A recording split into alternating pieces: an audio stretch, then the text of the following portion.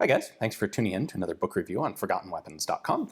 I'm Ian McCollum, and today we are taking a look at the US M14 rifle, The Last Steel Warrior by Frank Iannamico. This is the second edition of this book. They ran out of the first edition, so they went and printed a second edition.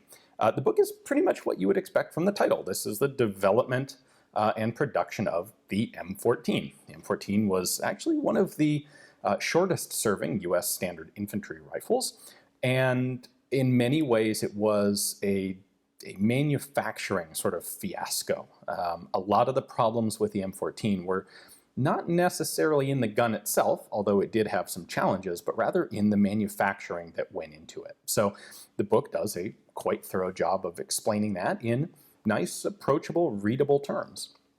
Now it does begin with begins towards the end of the M1 Garand story, so there's a lot of discussion in here in the early chapters about the experimental versions of the M1, the design work that went into trying to modify the M1 to be select fire and magazine fed, and elements like Joseph White's gas system, which was ultimately adopted into the M14 design. This also discusses the early development of the FAL in the United States, its production here in the US, and its competition, not just the competition between ultimately the T-48 and the T-44, the FAL and the M14, but also some of the earlier rifles, Earl Harvey's guns, the T-25, and the others in this competition. So this doesn't start just with the adoption of the M14, it starts quite a bit earlier. And it also continues past the end of the M14 service life. So this book, unlike the collector grade book on the M14, goes substantially into the development and the history of the civilian version of the rifle, the M1A, and how civilian M14s, semi-auto M14s, were originally put into production, how this ended up with Springfield Armory, that whole story. It of course touches on guns like the M14E2, which is the development, what was originally supposed to be the heavy-barreled squad automatic M15 rifle, which turned into the M14E2 instead, which turned into the, okay, just forget it, we'll go with the M14 as it regularly is because this is not working out well, kind of thing.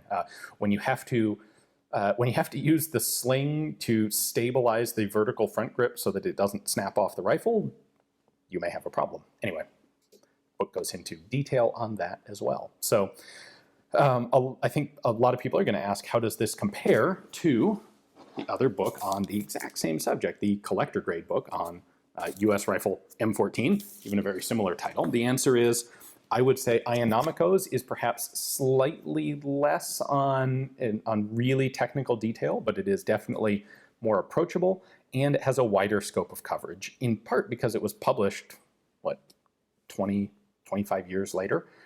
The collector grade book is from 1983, and it misses the opportunity. Like, a lot of the stuff talked about in here hadn't existed when that book was published. So this talks about the US refurbishment program of the M14 into a sniper's rifle for use in the Middle East.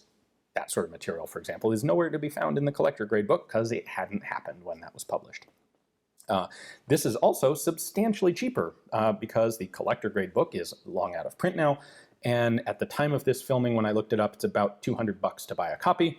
Iannamico's book is $70. A little bit on the high end of the price range, although frankly, the text is well presented, the photography is nice, it's all in color except for, you know, vintage pictures from the 50s and 60s that were originally taken in black and white. So it's a nicely put together book. Anyone who's looking for a reference guide on the M14, unless you're a serious nerd or a person who just wants to have the entire collector grade library, I think this is an excellent option for you.